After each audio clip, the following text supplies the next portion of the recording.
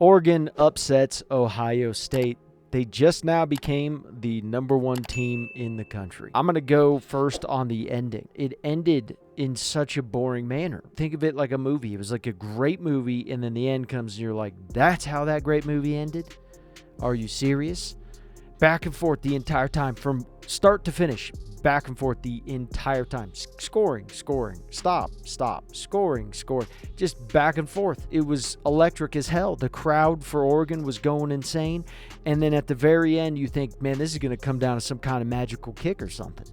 They're going to kick the ball, and if it doesn't make it, Oregon fans erupt. If they do, Ohio State fans erupt. Everyone's holding their breath. They're waiting for it. And no, Will Howard thinks he has too much time on the clock and slides. And they couldn't call timeout. And it was like, that's how that beautiful game ended. It was like just a bad ending to a good movie. So Oregon ends up winning. They now become #1 in the country. What a game, though. I mean, back and forth, touchdown, stop. It was crazy.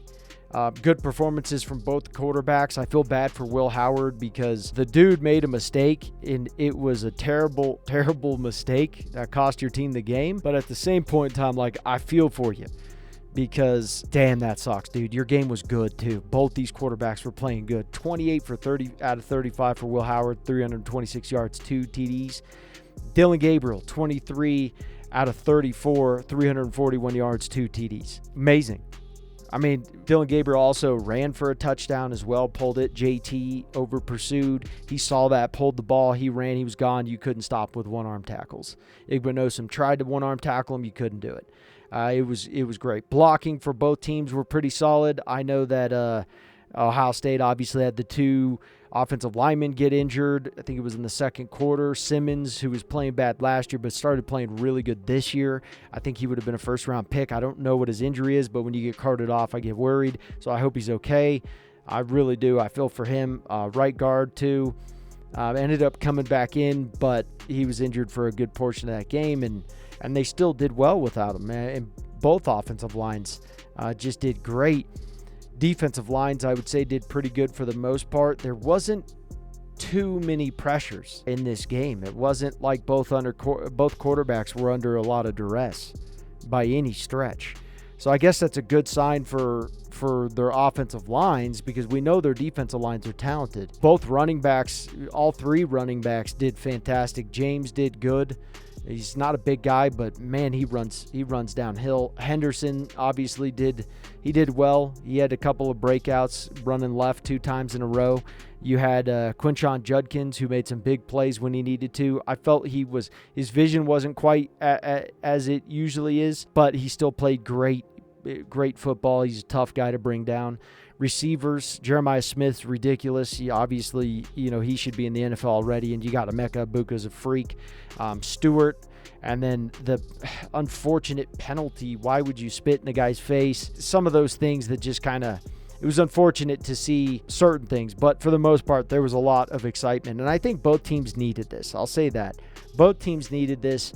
Regardless of who won or who lost, like, look how close the score was. Both teams need this. Both teams got to figure out what their weaknesses are. They got to test each other against really good teams. Okay, so Ohio State got to test themselves. They've been mopping everyone. So they got to test themselves against Oregon and going, okay, we learned some things here.